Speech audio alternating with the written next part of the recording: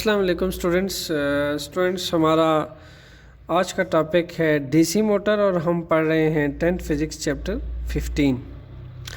Students DC motor को की constructions पढ़ने से पहले उसकी वर्किंग पढ़ने से पहले हम सबसे पहले ये जान लेते हैं कि एक्चुअल में डीसी मोटर होता क्या है।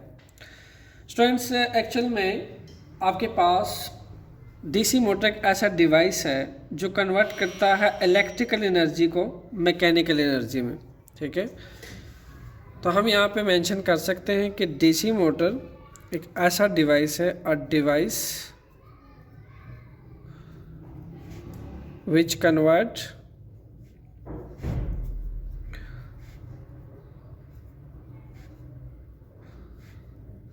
Electrical energy. यहाँ से इलेक्ट्रिकल एनर्जी आती है और उस इलेक्ट्रिकल एनर्जी को ये मैकेनिकल एनर्जी में कन्वर्ट करता है। क्लियर?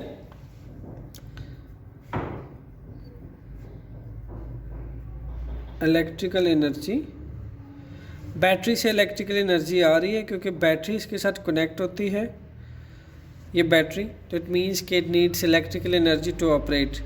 जब इलेक्ट्रिकल एनर्जी इसको मिल जाती है तो ये उसी इलेक्ट्रिकल एनर्जी को कन्वर्ट कर देता है इनटू मैकेनिकल। मैकेनिकल एनर्जी क्या है कि इस रेक्टेंगुलर कॉइल को क्या करता है, रोटेट करता है। जब ये रेक्टेंगुलर कॉइल रोटेट करती है, ठीक है, इसमें टार्क प्रोड्यूस होता है दोनों साइड पे, and but this torque, this line of action of fourth not along the same line, यानी वो एक कपल प्रोड्यूस हो जाता है और ये टार्क कंटिन्यूसली, ये कॉइल जो है वो क्लॉकवाइज डायरेक्शन में रोटेट करती है। तो आप कह सकते हो कि ये एक ऐसा डिवाइस है जो इलेक्ट्रिकल एनर्जी को किस में कन्वर्ट करता है, into mechanical energy. Mechanical energy.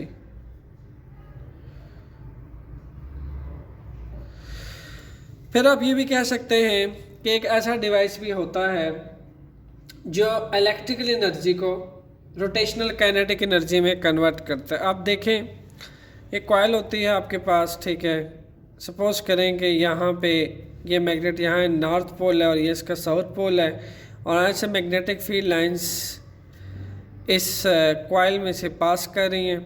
ठीक है, इस कॉइल को जब हम बैटरी से कनेक्ट करते हैं, इसकी अपनी मैग्नेटिक फील्ड होती है और इस मैग्नेट की, परमानेंट मैग्नेट की अपनी मैग्नेटिक फील्ड है। दोनों मैग्नेटिक फील्ड की इंटरेक्शन से इस कॉइल पे फोर्स एग्जर्ट करता है ये मैग्नेट, जिसके बाद एक कॉइल जो है रोटेशनल काइनेटिक एनर्जी में क्या करता है, रोटेट करता है। देखिए रोटेशनल काइनेटिक एनर्जी में ऐसे एक कॉइल रोटेट करती है। तो जब ये, तो फिर हम ये भी कह सकते हैं कि ये एक ऐसा डिवाइस है जो कन्वर्ट करता है इलेक्ट्रिकल एनर्जी को किस चीज़ में, रोटेशनल काइनेटिक एनर्जी में।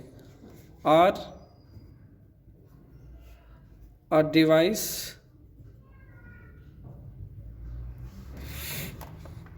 which convert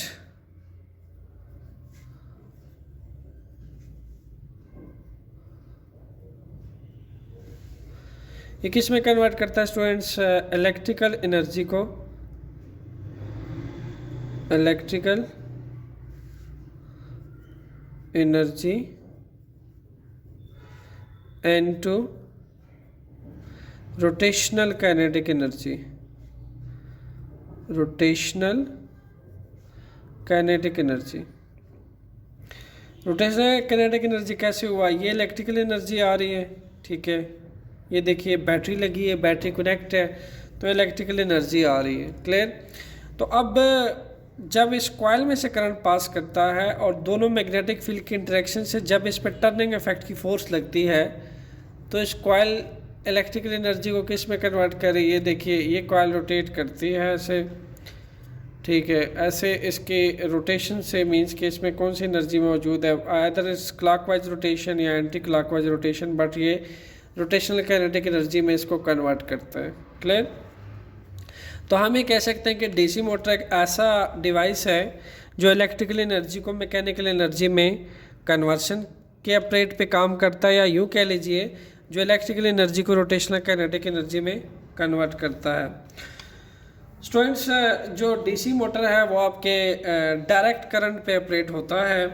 ओके, तो आप ये कह सकते हैं कि डीसी मोटर और किन किन डिवाइसेस में इसका यूज़ है डीसी मोटर का, वो हम अपने साथ लिख लेते हैं। First one is washing machine में डीसी मोटर यूज़ होता है। Washing machine and the other usage of applications of DC motor is mixer and grinder। ये सारे आपके होम अप्लाइंसेज है, mixer and grinder. And the third use is you can से refrigerators के अंदर भी यूज होता है ये रेफ्रिजरेटर्स।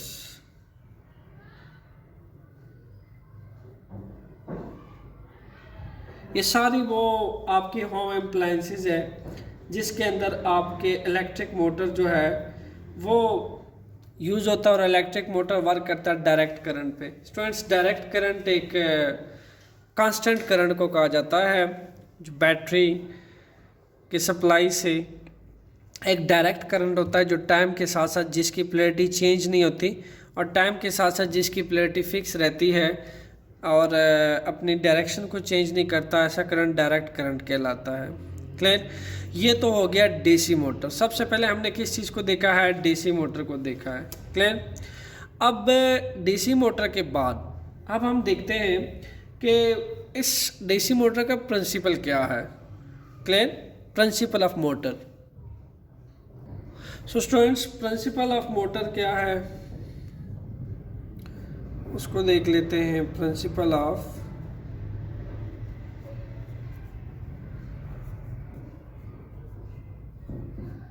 मोटर। स्टूडेंट्स, एक्चुअल में प्रिंसिपल ऑफ मोटर वही है जो इससे पिछला टॉपिक आप लोग पढ़ के आए हैं, turning effect on a current carrying coil which is placed in a magnetic field. आप ये देखें कि ये कॉइल है, ठीक है, ये आपके पास एक कॉइल है, इसको इसके लेफ़्ट एंड पे हमने नॉर्थ पोल रखा है और इसके राइट एंड पे हमने साउथ पोल रखा है, जिसको मैं मैन्युफैक्चर करके आपको बता देता हूँ। ये आपके पास नॉर्थ पोल है, ये आपके पास साउथ पोल है। क्लियर? नॉर्थ पोल को हम एन कह देते हैं और साउथ पोल को हम एस कह देते हैं। हमेशा क्या होता है स्टूडेंट्स के magnetic field lines north pole से निकलती हैं, साउथ पोल पे ख़त्म होती हैं। ठीक है, ये मैग्नेटिक प्रॉपर्टीज़ कहलाती हैं कि magnetic fields outward north pole से निकलती हैं और साउथ पोल पे इनवर्ड एंटर होती हैं। अब स्टूडेंट्स, अगर मैं एक रेक्टेंगुलर कॉपर कॉइल को प्लेस कर दूं इस मैग्नेटिक फील्ड के अंदर, याद रहे आपको हम प्रिंसिपल पढ़ रहे हैं डीसी मोटर का, यानी डीसी मोटर किस प्रिंसिपल पे ऑपरेट होता है, किस प्रिंसिपल पे काम करता है। स्टूडेंट्स, हमने एक कॉइल अब रखेंगे,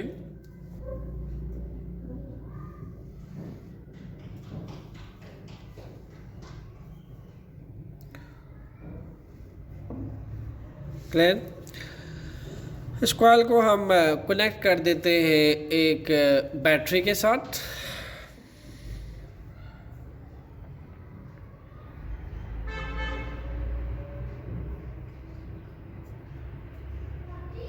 क्लियर?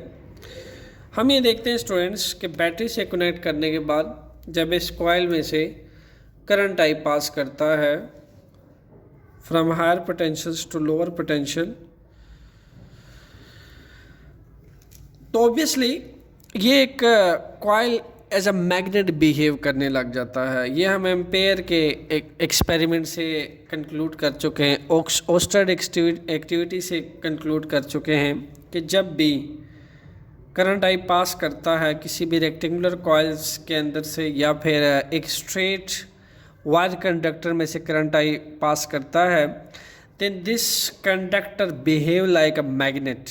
क्लियर? तो वो मैग्नेट की तरह बिहेव करता है। ये ऑलरेडी आप पढ़ चुके हैं। इसी तरीके से अब क्या होगा कि अगर ये कॉइल एक मैग्नेट की तरह बिहेव करती है तो ऑब्वियसली ये भी एक मैग्नेट होगी, और यहाँ ऑलरेडी एक मैग्नेटिक फील्ड मौजूद है जो इस नॉर्थ पोल और साउथ पोल की वजह से ऑलरेडी एग्जिस्ट करती है। अब यहाँ दो मैग्नेटिक फील्ड आपस में इंटरेक्ट करने वाली हैं।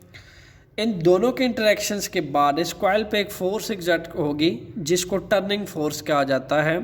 वो टर्निंग फोर्स स्टूडेंट्स इस कॉइल को क्या करवाएगी, लाइक दैट, इस कॉइल को ये टर्निंग फोर्स ऐसे करके रोटेट करवाएगी, इसके अंदर टर्निंग इफेक्ट प्रोड्यूस करेगी। ऐसे ये कॉइल कंटिन्यूसली क्लॉकवाइज में रोटेट करेगी, कंटिन्यूसली क्लॉकवाइज में रोटेट करेगी, और इसकी क्लॉकवाइज रोटेशंस का प्रिंसिपल हम यूज़ करते हैं डीसी मोटर के अंदर। क्लियर, ये था आपके पास प्रिंसिपल ऑफ मोटर। तो हम ये कह सकते हैं a motor work on the principal that when a rectangular coil is placed in this magnetic field, rectangular coil is placed in this magnetic field and current is passed through it, then a force act, a turning force act on this coil, and this coil start rotate continuously, like that this torque start rotate continuously. Clear? So the DC motor, the electric motor work on this principle. ये तो हुआ आपके पास principle of motor. Clear, इससे पहले हमने DC motor को देखा कि वो क्या होती है, उसके बाद हमने प्रिंसिपल ऑफ मोटर को देख लिया कि वो क्या होती है। स्टूडेंट्स आइए अब देखते हैं कि आपके पास एक DC मोटर की कंस्ट्रक्शंस क्या होती हैं। Now we will study about construction of DC motor. Construction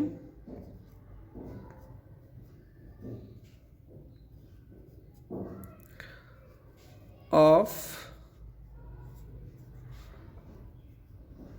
DC motor. Students बहुत सिंपल सी कंस्ट्रक्शन है आपके पास।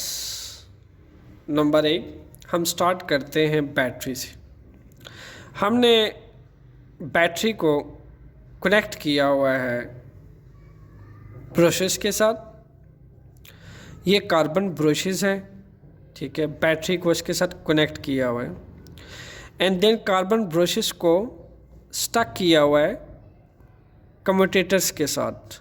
ये दो कम्यूटेटर्स हैं, एक ये लगा हुआ है और एक ये लगा हुआ है। इन दो कम्यूटेटर्स के साथ हमने इसको स्टक किया हुआ है ब्रशेस को। So these are the two commutators. अब इनकी वर्किंग क्या है, इनकी फंक्शनिंग क्या है, वो हम बाद में समझते हैं वन बाय वन। सबसे पहले आप कंस्ट्रक्शन देख लें। क्लियर। अब स्टूडेंट्स नेक्स्ट जो है, एक रेक्टेंगुलर कॉइल हमने प्लेस की हुई है, बिल्कुल ऐसे। ये देखिए, ये एक रेक्टेंगुलर कॉइल है, और आप इमेजिन करें कि ये इस मैग्नेट को थोड़ा सा मैं फार अपार्ट करता हूँ, दूर करता हूँ, नॉर्थ पोल को इधर करता हूँ, तो ये बिल्कुल ऐसे रेक्टेंगुलर कॉइल जो है वो हमने प्लेस की हुई है। और इस रेक्टेंगुलर कॉइल को हमने जोड़ा हुआ है किसके साथ, कम्यूटेटर्स के साथ, और कम्यूटेटर्स के साथ जो है हमने ब्रशेस को अटैच किया हुआ है, स्टक किया हुआ है। एंड देन हमने उन ब्रशेस की जो वायरिंग है, एक्सटर्नल वायरिंग, वो बैटरी के साथ जोड़ी हुई है। Clear. So students one by one अब समझते हैं। हमें ये देखना है कि हमें कम्यूटेटर की ज़रूरत क्यों पड़ती है डीसी मोटर में। कम्यूटेटर की अगर एक्चुअल फंक्शनैलिटी आपने समझनी है ना, तो उसको हम यूँ समझ सकते हैं कि लेट्स सपोज अगर हम कम्यूटेटर नहीं यूज़ करते दोनों, ठीक है, यहाँ से C1 C2 को रिमूव कर देते हैं तो सिर्फ और सिर्फ बैटरी रह जाएगी। ओबियसली अगर कम्यूटेटर नहीं यूज़ करना तो फिर ब्रशेस का भी कोई मकसद नहीं है, ठीक है। इट मीन्स कि आपकी वायरिंग डायरेक्ट कनेक्ट हो जाएगी बैटरी के साथ। इसकी तो हम ऑलरेडी बात कर चुके हैं कि बैटरी को हम डायरेक्ट कॉइल के साथ इसलिए नहीं जोड़ते क्योंकि बैटरी के स्विचेस की, यानी आप घर में जो मोटर लगाते हैं, अगर आप स्विच के साथ साथ अगर मोटर घूमेगी ऐसे तो क्या होगा, आपकी जो वायर है वो रस्सी की तरह बल खाएगी और ट्विस्ट हो जाएगी, ठीक है। इसलिए नहीं यूज़ करते। दूसरी वजह क्या है कि करंट के डायरेक्शन को रिवर्स करना क्यों ज़रूरी होता है, ठीक है। कम्यूटेटर क्यों यूज़ करते हैं, और सेकेंड यहाँ पे कह सकते हैं कि why it is necessary why it is necessary to reverse the direction of current.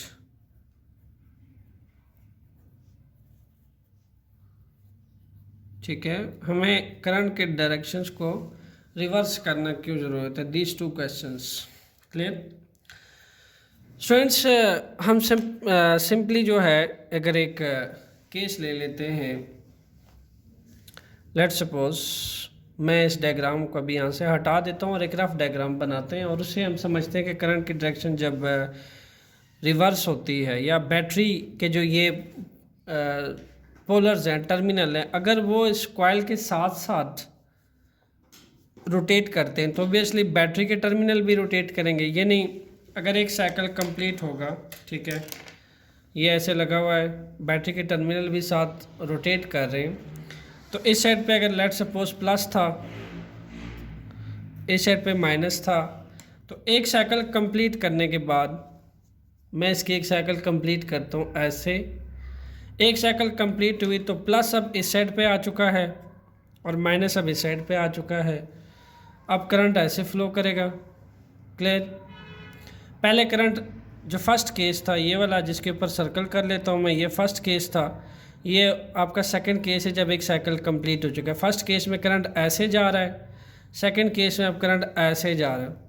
इसका मतलब तो ये हुआ कि एक दफ़ा ये कॉइल ऐसे आएगा, ऐसे, और फिर सेकंड साइकिल पे जैसी पोलैरिटी चेंज हुई, प्लस से माइनस हुई, फिर क्या हुआ, फिर आपकी कॉइल ऐसे को वापस चले जाएगी एंटी क्लॉकवाइज, एक दफ़ा क्लॉकवाइज और एक दफ़ा एंटी क्लॉकवाइज। अब स्टूडेंट्स ऐसे मोटर तो आपको नहीं चाहिए जो कि एक दफ़ा क्लॉकवाइज घूमे और सेकंड साइकिल पे एंटी क्लॉकवाइज घूमे। ऑब्वियसली वो अच्छा डीसी मोटर भी नहीं कहलाएगा, अच्छा पावरफुल मोटर भी नहीं कहलाएगा, और स्ट्रॉन्ग मैग्नेटिक फील्ड भी नहीं होगी, और एक कॉइल इतनी स्पीडीली भी रोटेट नहीं करेगी, ठीक है। अगर बैटरी को हम साथ साथ क्या करते हैं, बैटरी को साथ साथ रोटेट करवाते हैं, तो दैट्स वाई इस मकसद के लिए हम कम्यूटेटर्स का इस्तेमाल करते हैं। कम्यूटेटर्स क्या करता है, बैटरी की प्लेट को फिक्स रखता है, ठीक है, बल्कि इस कॉइल के साथ, ठीक है, ये जो कॉइल है इसके साथ साथ कम्यूटेटर क्या होते हैं, जुड़े होते हैं। ऐसे एक एंड को हमने जोड़ा होता है, ठीक है, ऐसे करके जोड़ा होता है, और सेकेंड एंड को भी हमने जोड़ा होता है, इसके साथ कंबाइन किया होता है। सो ये कार्बन ब्रशेज है, ठीक है। तो होता क्या है कि इसको आप कहते हो C1, इसको आप कहते हो C2, B1, B2, ठीक है। तो आपके पास ये जो कम्यूटेटर है ये इसके साथ रोटेट करता है, बैटरी की जो पोलैरिटी है वो फिक्स रहती है, लाइक दैट। अगर मैं यहाँ से इसकी पोलैरिटी की फंक्शनैलिटी देखूँ तो यहाँ से जोड़ दें, प्लस माइनस, अब ये फिक्स्ड है। सिर्फ और सिर्फ क्या करते हैं, कम्यूटेटर जो है आपके करंट के डायरेक्शन को रिवर्स कर देते हैं। ये कॉइल जब ऐसे, लेट सपोज आप इसको 4 साइड्स का नाम दे दें, ठीक है, जैसे आपके टेक्स्ट बुक में दिया हुआ है P, Q, R, S। तो आपकी जो P, Q साइड है स्टूडेंट्स वो मैग्नेटिक फील्ड के परपेंडिकुलर है ऐसे, R, S फेस जो है वो भी मैग्नेटिक फील्ड की परपेंडिकुलर, और 2 ऐसे फेस है जो आपके मैग्नेटिक फील्ड लाइंस के पैरेलल हैं। कौन से, P, R, Q, S, these are parallel almost, और जो आपके P, Q और R, S है, दीज आर परपेंडिकुलर। परपेंडिकुलर कैसे हुए, देखें, आपकी इस फेस की कॉइल जो है इसकी एलिमेंट ऐसे है हॉरिजॉन्टल, सॉरी वर्टिकल, और आपके जो मैग्नेटिक फील्ड लाइंस हैं वो ऐसे परपेंडिकुलरली फॉल कर रही हैं इसके ऊपर, नॉर्थ से साउथ की तरफ। ओके, ये नॉर्थ है, ये आपका साउथ है, नॉर्थ से south magnetic field lines pass कर रही हैं, ठीक है। इन दैट केस हमारे पास जो पी आर और Q S these are parallel, और पैरेलल साइड के लिए जो फोर्स का फार्मूला होता है that is magnetic force parallel है किस चीज़ के, दो साइडों के, दैट इज़ क्यू एस। तो इस चीज़ के लिए आप पुट करते हैं F equal to I L B sine theta. In case अगर मैग्नेटिक फील्ड लाइंस भी ऐसे जा रही हैं और आपकी क्यू एस भी पैरेलल है उसके, तो उस केस में क्या होता है, थीटा 0 डिग्री होता है and I L B sine 0 degree, that will be equal to 1।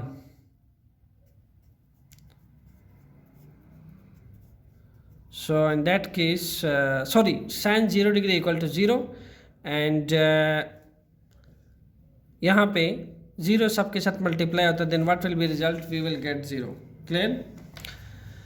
Similarly आप अगर पी आर को देखें तो पी आर की अलाइनमेंट ऐसे है, ठीक है, और मैग्नेटिक फील्ड लाइंस ऐसे जा रही है, यानी पी आर के दरमियान जो एंगल बन रहा है that is about 180 degree. Anti parallel है, मैग्नेटिक फील्ड लाइन ऐसे जा रही है, कॉइल की अलाइनमेंट ऐसे है। In that case F I L B sine theta, here we put theta in place 180 degree, so ILB sin 180 degree, the answer will again 0, the result will be 0 because magnetic force in that case will be 0।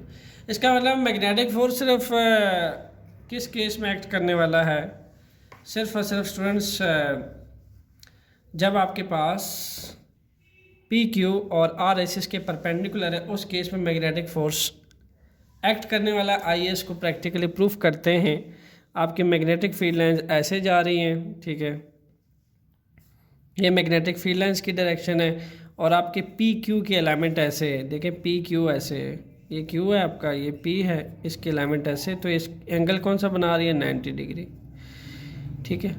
ये जितनी magnetic field lines हैं सारी की सारी इसके साथ angle बना रही है 90 डिग्री, 90 डिग्री, 90 डिग्री। सो इसका मतलब क्या है कि पी क्यू फेज के लिए आपके पास जो एंगल बन रहा है theta is equal to 90 degree, तो you can say that F is equal to I L B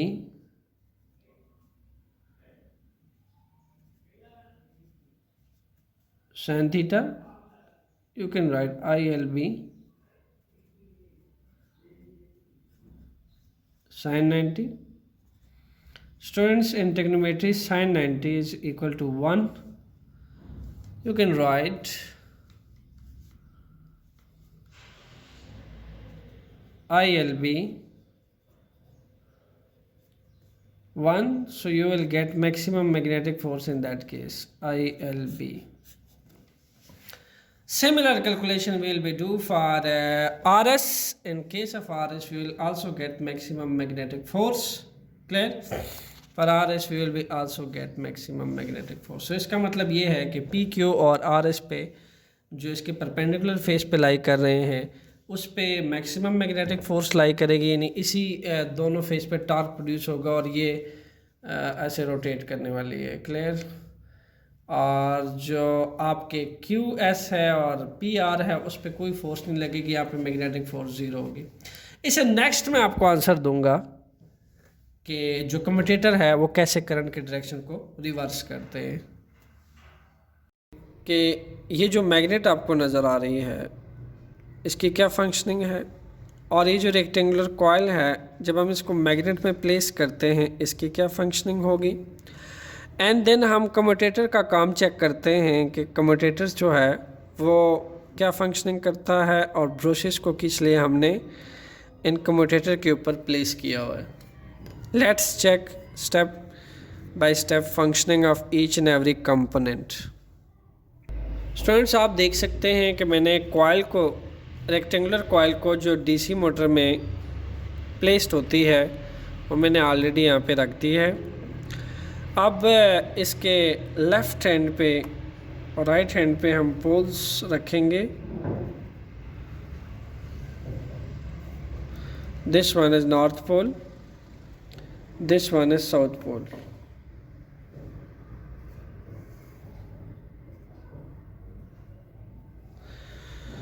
अब चूंकि हम जानते हैं कि नॉर्थ पोल से साउथ की तरफ पोल की तरफ एक स्ट्रॉन्ग मैग्नेटिक फील्ड मौजूद है, हम उस मैग्नेटिक फील्ड लाइंस को रिप्रेजेंट करते हैं। ये मैग्नेटिक प्रॉपर्टीज़ कहलाती हैं। Clear? These are the magnetic properties which start outward from North Pole and ends at South Pole, like that. Okay. So students, मैंने ये रेक्टेंगुलर कॉइल प्लेस कर दी है इस मैग्नेट के एन साइड मैग्नेटिक फील्ड के अंदर, इसको हमने प्लेस कर दिया है। नेक्स्ट इन कॉइल्स को हम क्या करते हैं, इस साइड से एक कम्यूटेटर एंड राइट साइड से भी एक कम्यूटेटर कनेक्ट करना है। And these are the brushes. Brushes को हम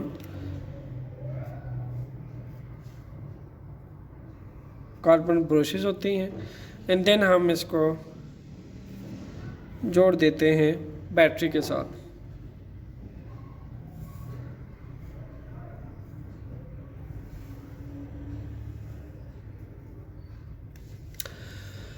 सो स्टूडेंट्स, ये एक रफ सी डायग्राम मैंने बनाई है। अब इसकी कंस्ट्रक्शन देखते हैं वन बाय वन। सबसे पहले तो हम देख लेते हैं कि इसका जो इंटरनल सर्किट क्या है और एक्सटर्नल सर्किट क्या है। स्टूडेंट्स, इसका जो इंटरनल सर्किट है जो आपको नज़र नहीं आता, वो एक रेक्टेंगुलर कॉइल है, मैग्नेट है और कम्यूटेटर्स हैं। Commutators, magnet, rectangular coil, these are invisible. ये मोटर के अंदर लगे होते हैं, प्लेस्ड हुए होते हैं। So you can say that कि ये तीनों के तीनों component, commutator, rectangular coil, magnet, ये सारा का सारा आपका इंटरनल सर्किट है। It is the internal circuit. Magnet,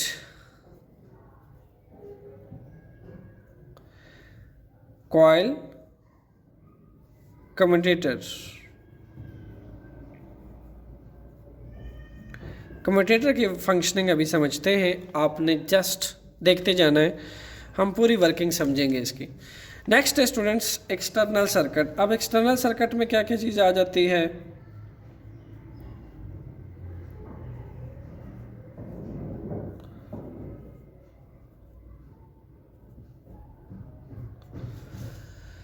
external circuit में आपका बैटरी आ जाती है, ये वाला पार्ट।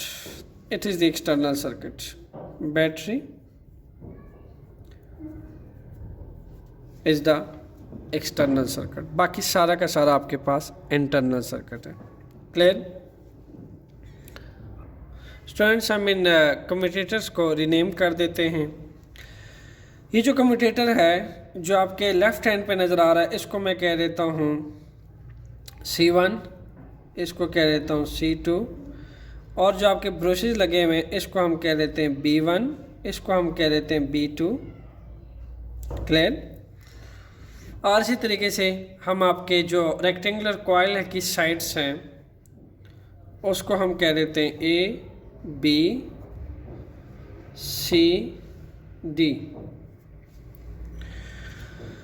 अब आप सोच रहे होंगे कि अगर इस रेक्टेंगुलर कॉइल को आप बैटरी के साथ डायरेक्ट जोड़ दें, क्या ज़रूरत थी कम्यूटेटर को लगाने की और उन ब्रशेस को लगाने के लिए?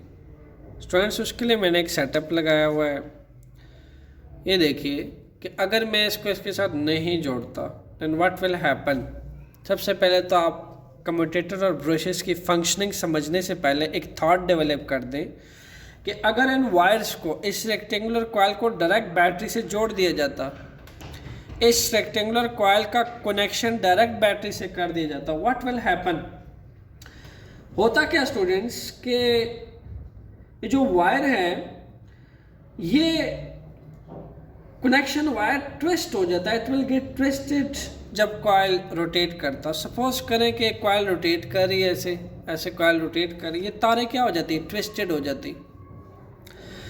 वायर्स के अंदर ट्विस्ट का प्रॉब्लम आ जाता। दैट्स वाई हमने क्या किया, हमने इस रेक्टेंगुलर कॉइल को कम्यूटेटर से जोड़ा, क्लियर, और इसको ब्रशेस से जोड़ा ताकि वायर के अंदर ट्विस्टेशन ना आए। अब वायर के अंदर ट्विस्टेशन क्यों नहीं आएगी और ऐसा क्या होने करने वाला है कम्यूटेटर जिससे ये जो बैटरी की वायरिंग है ये भी ट्विस्ट नहीं होगी और कॉइल कंटिन्यूसली रोटेट करता रहेगा। आइए इस बात को समझने की कोशिश करते हैं। उससे पहले हम ब्रशेस का और कम्यूटेटर का फंक्शन समझ लेते हैं कि इनका फंक्शन क्या है। स्टूडेंट, जो आपके पास ब्रशेस है, it's not a part of internal circuit और it's not a part of external circuit, ठीक है। ये ना तो इंटरनल सर्किट का पार्ट है ना ही एक्सटर्नल सर्किट का पार्ट है। ये सिर्फ और सिर्फ क्या करता है, एक्सटर्नल सर्किट को, जैसा कि आप देख सकते हैं, इंटरनल सर्किट से जोड़ता है, कनेक्ट करता है। It's only connect external circuit with internal circuit. फिर आप सोच रहे होंगे कि कार्बन ब्रशेस का इस्तेमाल ही क्यों किया है, कोई और मटेरियल क्यों नहीं यूज़ किया। इसको मैं भी थोड़ी देर तक समझाऊंगा। उससे पहले हम कम्यूटेटर की बात कर लेते हैं। यहाँ पे दो कम्यूटेटर, एक लेफ़्ट पे लगा हुआ है, एक राइट पे लगा हुआ है, C1 C2। कम्यूटेटर का फंक्शन ये है स्टूडेंट्स कि ये रिवर्स करता है डायरेक्शन ऑफ करंट को सर्किट में से, ठीक है। कम्यूटेटर उन डिवाइसेस में इस्तेमाल होता है जिन डिवाइसेस में हमें करंट की डायरेक्शन को रिवर्स करना हो। तो हम ये लिख सकते हैं कि व्हाट इज़ कम्यूटेटर। कम्यूटेटर क्या करता है,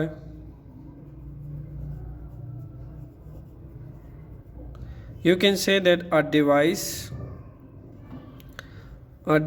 which reverse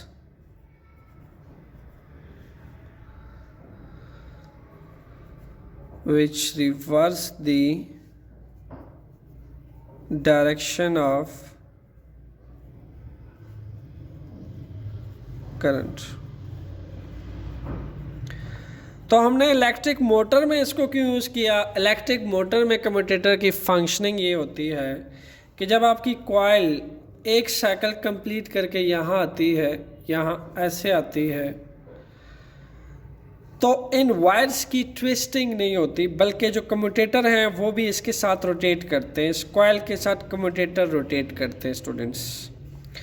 मतलब आप यूँ समझिए कि करंट जो है, मैं अभी आपको ये समझाने की कोशिश करता हूँ कि कैसे करंट की डायरेक्शन को रिवर्स करता है। यहाँ से करंट आई पास करेगा, ये आपका हायर पोटेंशियल है, ये आपका लोअर पोटेंशियल है। करंट आई यहाँ से लो पोटेंशियल से फ्लो करेगा, हायर पोटेंशियल से फ्लो करेगा लो पोटेंशियल की तरफ, और ये ऐसे ऊपर जाएगा, क्लियर। ऐसे ऊपर जाने के बाद ये इस कॉइल में से पास करेगा। जब इस कॉइल में से पास करेगा करंट आई, तो फिर आप याद रखें कि ये जो रेक्टेंगुलर कॉइल है, it will no more rectangular का, it will behave like a magnet. It will behave like a magnet because when current I pass through any rectangular coil, loop or a straight conductor, then Oersted is the scientist, Ampere is the scientist who told us that when current I pass through any conductor, current carrying conductor like copper, cobalt, nickel, this type of conductor behave like a magnet. So I placed a copper carrying coil inside this magnet. When the current I pass through this rectangular coil, then this rectangular coil will behave like a magnet. When it behave like a magnet, then we will consider it like a magnet. So there are two magnets. One is already exist north to south. We have a magnetic field lines outward from north inward to south, and we placed other magnet this rectangular coil. So there are two magnets. So two magnets mean there should be two magnetic fields, and these two magnetic fields will interact with each other. When these two magnetic field interact with each other, then this magnet will exert a force, a turning force on this coil, and this coil will start rotate continuously like that. It will start rotating. So, but I connect this rectangular coil with commutators C1, C2. These commutators also linked with this coil, and this commutator will also rotate with the rotation of this rectangular coil.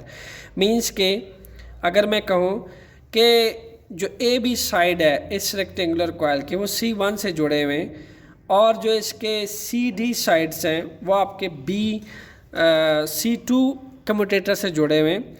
और जब ये एक cycle complete करके ऐसे vertical से फिर horizontal बनता है, इसका मतलब ये है कि पहले आपका जो करंट आई है वो B2 में जा रहा था, B2 से C2 में जा रहा था, C2 से जा रहा था CD के अंदर, ठीक है।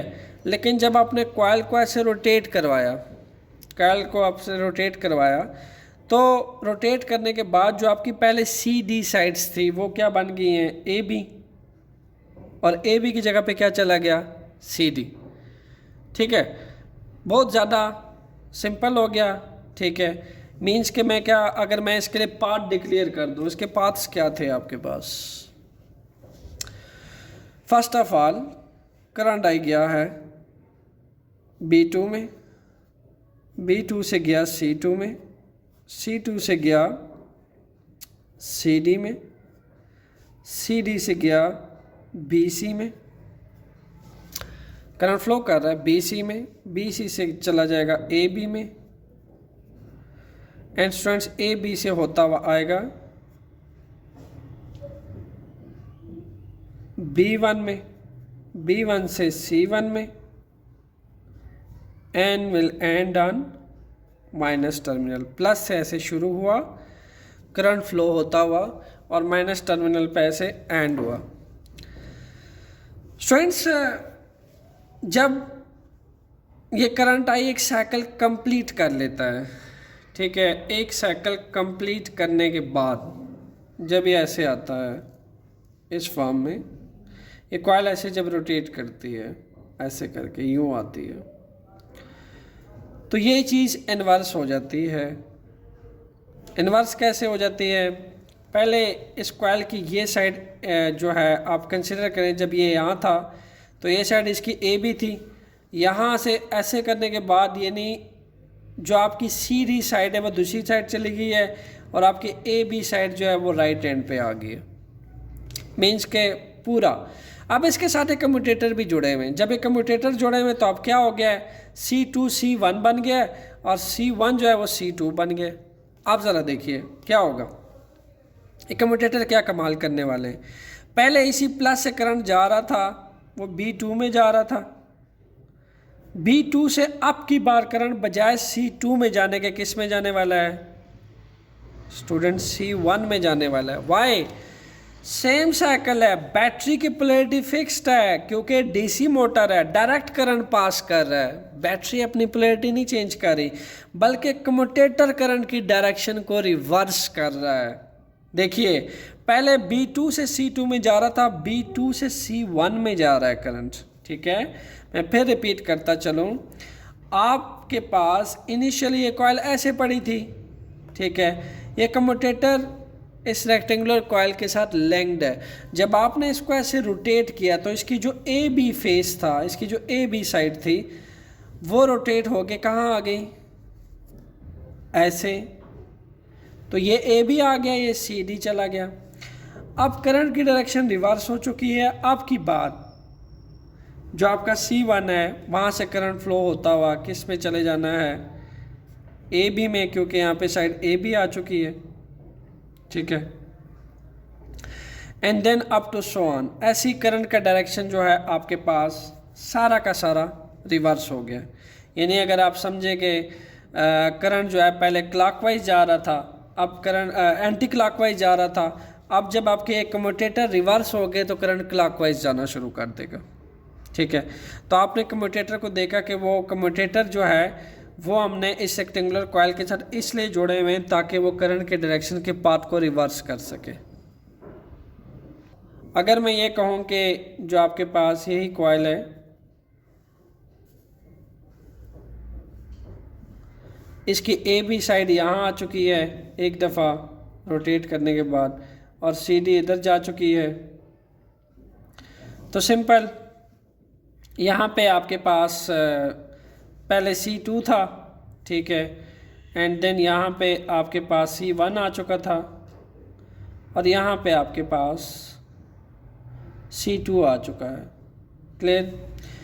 तो अगेन आप देखें कि वो आपकी जो जितने भी कॉइल के जो फेस है वो भी साथ जो है वो सारे रिवर्स हो जाते हैं। पहले यहाँ पे BC था, ठीक है, अब भी है, तो ये दोनों साइड दोनों के लिए कॉमन है, ये वाले, ठीक है, ये वाले, क्योंकि रेक्टेंगुलर कॉइल है तो BC में एंटर होगा, एंड देन पहले यहाँ पे AB था, अब यहाँ पे CD में एंटर होगा करंट, तो पहले यहाँ पे B1 ही था, अब बजाय C1 में एंटर होने के C2 में एंटर होगा। तो आप देख सकते हैं करंट की डायरेक्शन फुल पोलैरिटी के साथ फिक्स्ड है, क्योंकि डीसी मोटर जो है डीसी करंट पे वर्किंग करता है, बट क्या है कि कम्यूटेटर ने क्या कर दिया है, सारा करंट की डायरेक्शन रिवर्स कर दी है। ठीक है, जब करंट की डायरेक्शन रिवर्स हो गई है, इसका फ़ायदा क्या है मैं आपको समझाने की कोशिश करता हूँ। देखिए, सबसे पहले तो ये है कि इसके ऊपर हम फ्लेमिंग लेफ़्ट हैंड रूल लगाते हैं इस केस के ऊपर कि ये कॉइल रोटेट कैसे करेगी। ठीक है स्टूडेंट्स, आपके पास फ्लेमिंग लेफ़्ट हैंड रूल लगाते हुए नॉर्थ से साउथ मैग्नेटिक फील्ड लाइन जा रही है, ठीक है, नॉर्थ से साउथ, और इसके साथ साथ जो करंट आई की डायरेक्शन है वो आपके पास यहाँ से ऊपर जा रही है और बी ए में नीचे आ रही है, डाउनवर्ड। ठीक है, मैं इसको ब्राउन मार्कर से इंडिकेट कर देता हूँ। करंट आई जो है वो यूँ ऊपर जा रहा है और यूँ स्टूडेंट्स डाउनवर्ड आ रहा है करंट आई कॉइल में से। सी डी में ऊपर की तरफ जा रहा है अपवर्ड, और ए बी में डाउनवर्ड आ रहा है। ठीक है, तो फ्लेमिंग लेफ़्ट हैंड रूल लगाते हैं, और फ्लेमिंग लेफ़्ट हैंड रूल आपको पता है कि इस केस में लगता है कि अगर आप एक करंट कैरिंग कॉइल को प्लेस कर देते हैं ऐसे मैग्नेटिक फील्ड में, तो ऐसे केसेस में क्या होता है कि दो मैग्नेटिक फील्ड की इंटरेक्शन से रेक्टेंगुलर कॉइल पे फोर्स एग्जर्ट करती है, और वो फोर्स की डायरेक्शन फाइंड करने के लिए हम लेफ़्ट फ्लेमिंग हैंड रूल का इस्तेमाल करते हैं, because force is a vector quantity in it justify by direction. So आइए लगाते हैं इसके ए बी फेस और सी डी फेस पे। आपने अगर मेरा पिछला लेक्चर नहीं देखा then you should watch previous lecture. हम ए डी और बी सी पे फोर्स नहीं लगती, बिकॉज ये आपका एंटी पैरेलल होती है ए डी फेस जो है, और बी सी पैरेलल होती है उस केस में। इस केस में एंगल 0 होता है और इस केस में एंगल 180 डिग्री होता है। Sine 180 0 and sine 0 is already a 0, that's why full magnetic force 0 हो जाती है। क्लियर? इस केस में स्टूडेंट्स आपके पास ये जो आपको केस नज़र आ रहा है, इस केस में अगर आप अब फ्लेमिंग का रूल लगाते हो, ये आपके पास देखिए मैग्नेटिक फील्ड लाइंस की, ये मैग्नेटिक फील्ड की डायरेक्शन है, करंट नीचे को आ रहा है, ये करंट की डायरेक्शन है, और what will be a magnetic force? Think yes, magnetic force इस पे अपवर्ड लगेगी। Look at that, magnetic fields north से साउथ, करंट डाउनवर्ड आ रहा है, ये देखिए डाउनवर्ड आ रहा है, तो आपके पास ये फोर्स लगने वाली है अपवर्ड की जानिब। फोर्स किस तरफ लगेगी? अपवर्ड की तरफ। क्लियर? इसी तरीके से अगर मैं इसके सी डी पे फोर्स को निकालना चाहूँ, सबसे पहले हम यहाँ लिख देते हैं फोर्स स्टूडेंट्स यहाँ पे लग रही है ऊपर की जानिब, ऐसे ऊपर की जानिब फोर्स लग रही है। मैं इसको इंडिकेट करता हूँ ऐसे, ये फोर्स की डायरेक्शन है। इसका मतलब ये है कि जब ये नॉर्थ पोल के करीब वाला फेज जो है, इस पर जब ऊपर की जानिब फोर्स लगेगी तो एक कॉइल ऐसे ऊपर की तरफ आएगी, यूं यूं ऊपर की तरफ आएगी, ऐसे। क्लियर? अब जब लाजमी सी बात है नॉर्थ इसको अपवर्ड की तरफ टर्न करेगा, व्हाट अबाउट साउथ पोल? वो सी डी पे साउथ पोल सी डी पे अगर हम लेफ्ट फ्लेमिंग हैंड रूल लगाते हैं, इन दैट केस इसके साथ क्या होता है, let's see. So look at that, magnetic field की डायरेक्शन ये आ रही है। क्लियर? करंट आपकी बात नीचे को आने को, करंट ऊपर जा रहा है बिकॉज ये बैटरी का हायर पोटेंशियल है। B1 से C2 में जा, C2 से जाता है CD में, CD में करंट ऊपर की तरफ जा रहा है। ठीक है, तो अगर आप CD पे फ्लेमिंग रूल लगाते हैं तो ये देखिए करंट जो है स्टूडेंट्स ऊपर की तरफ जा रहा है। ठीक है, ये देखिए करंट ऊपर की तरफ जा रहा है CD के ऊपर। नॉर्थ से साउथ जो है ये डायरेक्शन है, this is the direction of north to south. Clear? और मैग्नेटिक फील्ड लाइंस के जो मैग्नेटिक फोर्स है उस पर ये देखिए डाउनवर्ड लगेगी। ये आपकी फ्लेमिंग लेफ्ट हैंड रूल लगा है इसके ऊपर। मैं अगेन इसको रिपीट करता चलूँ, नॉर्थ से साउथ ये मैग्नेटिक फील्ड लाइंस आ रही हैं। ठीक है, यहाँ से मैं आप मैग्नेटिक फील्ड लाइंस को देखें, ये मैग्नेटिक फील्ड लाइंस आ रही है नॉर्थ से साउथ, ये करंट जा रहा है ऊपर की तरफ और ये आपके मैग्नेटिक फोर्स डाउनवर्ड लगेगी। इस कॉइल पे जब अपवर्ड लगेगी और CD पे डाउनवर्ड लगेगी तो आप सोचिए ज़रा, ये ऊपर की तरफ CD नीचे की तरफ, तो टर्निंग इफेक्ट तो स्टूडेंट्स होना चाहिए। लुक एट दैट, फिर ये नीचे की तरफ फोर्स लगी, फिर ये ऊपर की जाने फोर्स लगी, ये देखिए ये। अब ये जो टर्निंग इफेक्ट है इसको फिजिक्स में हम क्या कहते हैं, torque. This is known as torque and torque produce a turning effect in this coil. ठीक है, सो स्टूडेंट्स हमारे पास ये जो कॉइल है प्रैक्टिकल मोटर के अंदर हमारे पास क्या होता है, इस कॉइल को हम कहते हैं आर्मेचर, आर्मेचर कॉइल। ठीक है, आर्मेचर कॉइल।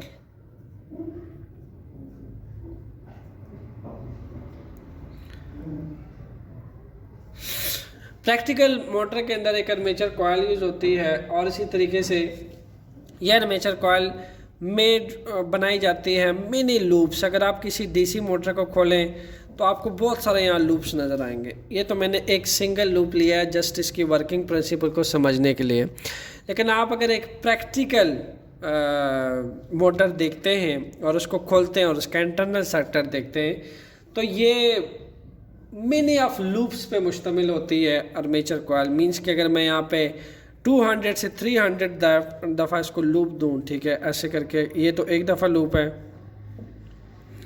मैं हर दफ़ा इसके लूप्स बढ़ाऊँ, ये क्या हो रहा है, नंबर ऑफ़ टर्न्स बढ़ रहे हैं, नंबर ऑफ़ लूप्स बढ़ रहे हैं। ठीक है, ये ऐसे नंबर ऑफ़ लूप्स पे मुश्तमिल होती है, नंबर ऑफ़ लूप्स पे, जिसको आर्मेचर कॉइल बोलते हैं। और इसी तरीके से इसको माउंटेड किया जाता है, शाफ्ट या एक्सल इसके दरमियान में से पास किया जाता है। अब शाफ्ट या एक्सल आपके फिगर टेक्स्ट बुक के फिगर में भी नहीं शो किया गया, दैट्स वाई मैंने भी नहीं शो किया। शाफ्ट या एक्सल जो है वो एक्सिस ऑफ रोटेशन की तरह काम करता है, यानी वो आपका पाइवेटेड पॉइंट होता है और ये आर्मेचर कॉइल और ये कम्यूटेटर के साथ के साथ ऐसे इसके एक्सिस ऑफ रोटेशंस के इर्द गिर्द ऐसे घूमते हैं, ठीक है, और इस पर इक्वल एंड अपोजिट फोर्सेस लगती हैं, equal and opposite forces and they not along the same line. ठीक है, यानी इस पे ऐसे डाउनवर्ड की तरफ लगती है, उस पे ऐसे अपवर्ड की तरफ लगती है, इस पे यू लग रही होती है ऊपर की तरफ और CD पे नीचे की तरफ लग रही होती है और इसमें टर्निंग इफेक्ट आता है और इसके टर्निंग इफेक्ट से जो है कपल प्रोड्यूस होता है DC मोटर के अंदर। क्लियर? ये जो मैग्नेटिक फील्ड आपको नज़र आ रही है नॉर्थ से साउथ स्टूडेंट्स, ये मैग्नेटिक फील्ड हम प्रोड्यूस दो तरह से करते हैं। इस मैग्नेटिक फील्ड के लिए या तो हम परमानेंट मैग्नेट का इस्तेमाल करते हैं, परमानेंट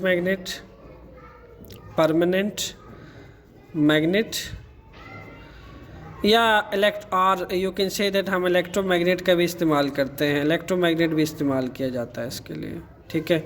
एक परमानेंट मैग्नेटिक फील्ड रखने के लिए एक परमानेंट मैग्नेट या फिर जैसा मैंने यहाँ पे इसको इंडिकेट किया हुआ, इसके लिए इलेक्ट्रोमैग्नेट या बार मैग्नेट यूज़ होती है। और स्टूडेंट्स इस परमानेंट मैग्नेट को हम फील्ड कॉइल भी कहते हैं। This is also known as field coil, this is known as field coil, clear, field coil.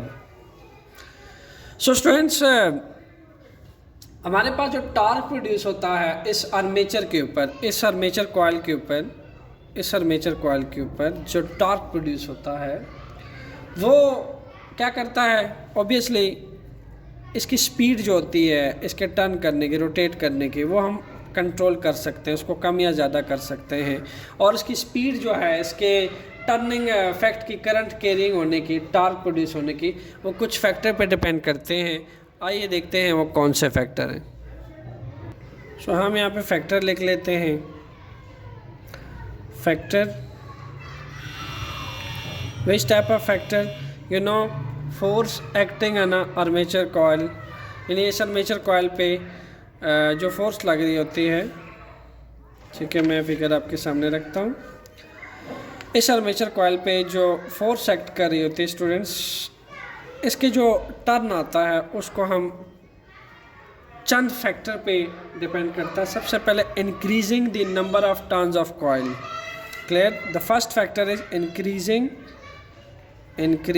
The number of turn off coil.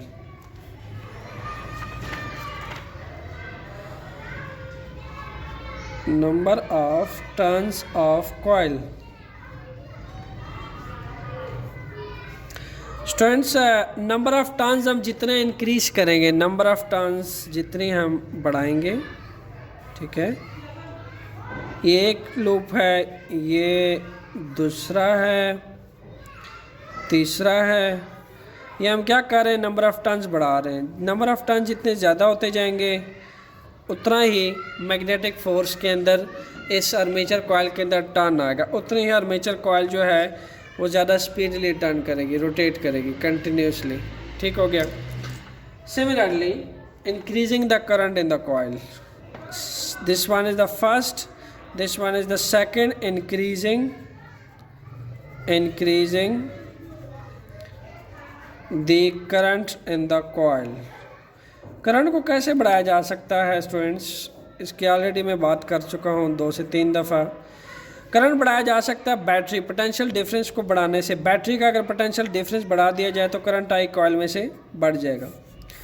जितनी हम हाई क्लास की अच्छी बैटरी प्लेस करेंगे उतना ही करंट आई जो है वो कॉइल में से, आर्मेचर कॉइल में से बढ़ेगा। और जितना करंट बढ़ेगा तो उतनी ही उसके आर्मेचर कॉइल पे जो टॉर्क है वो उतना मैक्सिमम प्रोड्यूस होगा और उसमें उतनी ज़्यादा टर्निंग इफेक्ट आएगी और उतना वो स्पीडली रोटेट करेगी, क्लियर।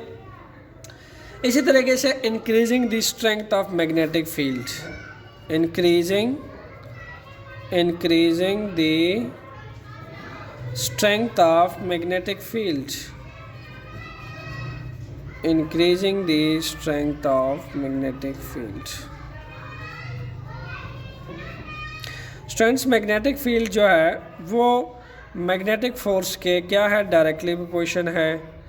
इसी तरह करंट भी मैग्नेटिक फील्ड के डायरेक्टली प्रोपोर्शन है, ठीक है, मैग्नेटिक फोर्स के डायरेक्टली प्रोपोर्शन है। इसी तरीके से जितने आप नंबर ऑफ टर्न्स लेते हैं, number of turns of coil भी इसके डायरेक्टली प्रोपोर्शन है। Number of turns of coil, जितनी number of turns of loop लेंगे आप, जितनी number of turns of coil लेंगे उतनी ज़्यादा मैग्नेटिक फोर्स प्रोड्यूस होगी, क्लियर। और जितनी आपकी स्ट्रांग मैग्नेटिक फील्ड होगी, अब स्ट्रांग मैग्नेटिक फील्ड किससे आती है, जितना अच्छा मैग्नेट आप यूज़ करोगे, जितना अच्छा मैग्नेट का मैग्नीट्यूड होगा, ठीक है, उसके ये नॉर्थ पोल है, ठीक है, और ये साउथ पोल है, जितना अच्छा इसका मैग्नीट्यूड होगा इन दोनों पोल्स का उतनी अच्छी मैग्नेटिक फील्ड होगी, क्लियर। और जितनी अच्छी मटेरियल की आप एक आर्मेचर कॉइल इस्तेमाल करोगे उतनी अच्छी जो है उसकी भी मैग्नेटिक फील्ड होगी। और जितनी अच्छी मैग्नेटिक फील्ड होगी उतना ही इस कॉइल के अंदर टॉर्क जो है वो फोर्स का मैग्नीट्यूड बढ़ेगा, कॉइल तेज़ी से रोटेट करेगा, क्लियर। स्टूडेंट्स नेक्स्ट है आपके पास increasing the area of the coil, magnetic force जो है आपके पास, जो टा है प्रोड्यूस हो रहा है, ठीक है, वो आपके पास टा कह सकते हैं आप, वो डायरेक्टली प्रोपोर्शन हो रहा है एरिया ऑफ कॉइल के। कॉइल का एरिया जितना ज़्यादा होगा, ठीक है, एरिया ऑफ कॉइल। अब आपने दो तरह की कॉइल यूज़ की है, एक कम एरिया वाली यूज़ की है, एक ये है फिगर ए में देखिए, फिगर बी में देखिए। दूसरी कॉइल है स्टूडेंट्स, उसका एरिया ज़्यादा है, ठीक है। अब चूंकि फिगर बी वाले कॉइल का, आर्मेचर कॉइल का एरिया ज़्यादा है फिगर ए वाले कॉइल से, तो जितना मैक्सिमम एरिया होगा आपके पास आर्मेचर कॉइल का, उतना मैक्सिमम फील्ड जो है, मैग्नेटिक फील्ड का चांस होगा कि उतने टाइम मैग्नेटिक फील्ड इंड्यूस हो, ठीक है। उतनी ही स्ट्रांग मैग्नेटिक फील्ड होगी उस कॉइल में, कॉइल का एरिया बढ़ाने से, ठीक है। और जितनी स्ट्रांग मैग्नेटिक फील्ड होगी उतना कॉइल के अंदर मैक्सिमम टर्निंग इफेक्ट आएगा, उतना मैक्सिमम टॉर्क प्रोड्यूस होगा, उतनी फोर्स जो है वो ज़्यादा बढ़ेगी। तो 4 फैक्टर्स हैं जिन पे आपके डीसी मोटर की ये वर्किंग डिपेंड करती है। The first is increasing the number of turns of coil, the second increasing the current, जितना करंट बढ़ेगा उतना ही आपके पास मैग्नेटिक फोर्स बढ़ेगी, मैग्नेटिक फोर्स बढ़ेगी उतना कॉइल के अंदर टर्निंग इफेक्ट आएगा और कॉइल ज़्यादा रोटेट करेगी। जितना स्ट्रेंथ होगी मैग्नेटिक फील्ड की उतना ही मैग्नेटिक फोर्स बढ़ेगी, उतना ही coil maximum turning effect produce करेगा, उतना ही ज़्यादा टॉर्क आएगा। और सेकेंडली स्टूडेंट्स, टॉर्क आपके पास एरिया ऑफ द कॉइल के डायरेक्टली प्रोपोर्शन है। जितना आपके पास कॉइल का एरिया ज़्यादा होगा उतना ही ज़्यादा नंबर ऑफ टर्न्स प्रोड्यूस होंगे और उतना ही मैक्सिमम मैग्नेटिक फील्ड आएगी। ओके स्टूडेंट्स, आप सोच रहे होंगे कि सर ने सब कुछ बता दिया बट एक चीज़ मिस कर दी, कार्बन ब्रशेस। यस, चूँकि इसके बारे में मैंने कहा था it's not the part of internal circuit nor a internal circuit, but it's just work is a connector of internal with external circuit. Clear? अब कार्बन ब्रोशेस ही क्यों इस्तेमाल किए स्टूडेंट्स? होता क्या है कि कार्बन ब्रोशेस, अगर ब्रोशेस की शेप देखी जाए, ठीक है, वो कुछ ऐसी होती है, ऐसे कार्बन ब्रोशेस होती है मैक्सिमम, बिल्कुल अमूमन ऐसे ही आपके जो टीथ के लिए ब्रशिंग यूज़ करते हैं उसी तरह इसकी ब्रशिंग होती है। आप देखें हाथ, इसके फंक्शनिंग क्या होती है, ऐसे रगड़ता है ऐसे, ठीक है, ये ऐसे कम्यूटेटर ऐसे जब घूमते हैं तो कम्यूटेटर इसके साथ रगड़ खाते हैं, ठीक है। अब जब कम्यूटेटर इसके साथ रगड़ खाते हैं तो फ्रैक्शन से क्या प्रोड्यूस होता है, हीट प्रोड्यूस होती है, ठीक है। उस हीट को हम फर्दर क्या करते हैं, यूटिलाइज कर लेते हैं मैकेनिकल एनर्जी में, रोटेशनल काइनेटिक एनर्जी में। क्लियर? आपको याद होगा हीट एनर्जी इन जाउस लॉ। तो ये जो ब्रोशेज हैं इसके साथ कॉइल ऐसे ऐसे ऐसे इसके साथ हर दफ़ा रोटेट हो रहे हैं, तेज रोटेशन होती है, तेज रोटेशन होती है और ऐसे फ्रैक्शन प्रोड्यूस करते हैं और हीट प्रोड्यूस करते हैं। अब कार्बन ब्रशेस में कमाल ये है कि ये मैक्सिमम एरिया प्रोवाइड करते हैं, मैक्सिमम, चूँकि ब्रशेस के जो अंदर की लेयर्स होती हैं उनमें मैक्सिमम सरफेस एरिया होता है। ये मैक्सिमम सरफेस एरिया प्रोवाइड करते हैं करंट के एंट्रेंस के लिए और एमिशंस के लिए, बाहर निकलने के लिए और अंदर आने के लिए। तो करंट के अंदर आने को जितना मैक्सिमम एरिया मिलेगा, करंट जितना मैक्सिमम इन आउट जाएगा स्टूडेंट्स, तो उतना क्या प्रोड्यूस होगा, उतना ही तो आपके पास मैग्नेटिक फोर्स प्रोड्यूस होगी। कैसी magnetic force? Turning force, torque produce होगी, बिकॉज टा इज डायरेक्टली प्रोपोर्शन टू आई। तो आप आई को बढ़ाने के लिए और इलेक्ट्रॉन्स की, यहाँ से इलेक्ट्रॉन्स की एंट्रेंस और एमिशंस के लिए मैक्सिमम कार्बन ब्रोशेस का सरफेस एरिया प्रोवाइड करते हैं ताकि मैक्सिमम करंट इन हो सके और मैग्नेटिक फोर्स और टॉर्क आर्मेचर कॉइल में ज़्यादा प्रोड्यूस होकर वो ज़्यादा रोटेट करे। क्लियर? और सेकेंडली स्टूडेंट्स, ये जो हम मैग्नेट यूज़ करते हैं, ये वाला मैग्नेट, इसको स्टूडेंट्स किस चीज़ से ज़्यादातर बॉन्ड किया जाता है? इसकी बॉन्डिंग की जाती है सॉफ्ट आयरन कोर से, ठीक है। इसको सॉफ्ट आयरन कोर से बॉन्ड किया जाता है, सॉफ्ट आयरन कोर से, ठीक है। और सॉफ्ट आयरन कोर जो है उसकी फंक्शनिंग क्या होती है? सॉफ्ट आयरन कोर को बहुत ज़्यादा मैग्नेटाइज बना दिया जाता है, एक स्ट्रॉन्ग मैग्नेटाइज बना दिया जाता है सॉफ्ट आयरन कोर को। उसको मैग्नेटाइज करने का मकसद क्या? ताकि जो सॉफ्ट आयरन है वो एक बहुत स्ट्रॉन्ग किस्म का मैग्नेट बन जाए। इसको मैक्सिमम हद तक ज़्यादा से ज़्यादा इसकी वॉन्ड की जाती है। It's wound by soft iron core, और सॉफ्ट आयरन कोर को मैक्सिमम मैग्नेटाइज किया जाता है, मैग्नेटाइज।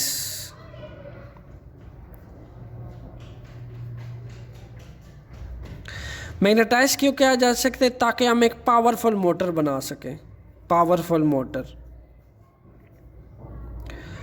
तो कह लें कि मैग्नेट जितना अच्छा इस्तेमाल होगा, जितना अच्छा वेल मैग्नेटाइज मैग्नेट यूज़ होगा, उतना ही एक मोटर क्या करेगी, वो जल्दी फोर्स लगाएगी और आपकी कॉइल तेज़ी से रोटेट करेगी। जितना कॉइल का टर्निंग स्पीड ज़्यादा होगी, उतना ही वो आउटपुट आपको ज़्यादा देगी, वो उसकी एफिशिएंसी मोटर की उतनी ज़्यादा अच्छी होगी। जितना मोटर के अंदर आप कह लें कि वेल मैग्नेटाइज मोटर यूज़ होगी, ठीक है। ये जो सिमुलेशन करते हैं, जो कॉइल आपको नज़र आ रही है ये वाली और मैग्नेट की, ये हम इसकी सिमुलेशन दोनों की किस चीज़ से करते हैं? दोनों को ये सिमुलेशन हम सॉफ्ट आयरन कोर से करते हैं। दोनों को सिमुलेशन करने का मकसद ये है कि जब दोनों की मैग्नेटिक फील्ड ओवरलैप करे, इंटरेक्ट करे आपस में, तो जो टर्निंग इफेक्ट आए, तो कॉइल जो है बहुत तेज़ी से रोटेट करे, और जितना कॉइल तेज़ी से रोटेट करेगा उतना ही आप कह लें कि एक पावरफुल मोटर बनेगी और उसकी आउटपुट ज़्यादा होगी। और दोनों की सिमुलेशन सॉफ्ट हम आयरन कोर से करते हैं। दैट्स वाई इस कॉइल को अमूमन तौर पे प्रैक्टिकल मोटर के अंदर आर्मेचर कॉइल कहा जाता है। This is known as armature. Clear?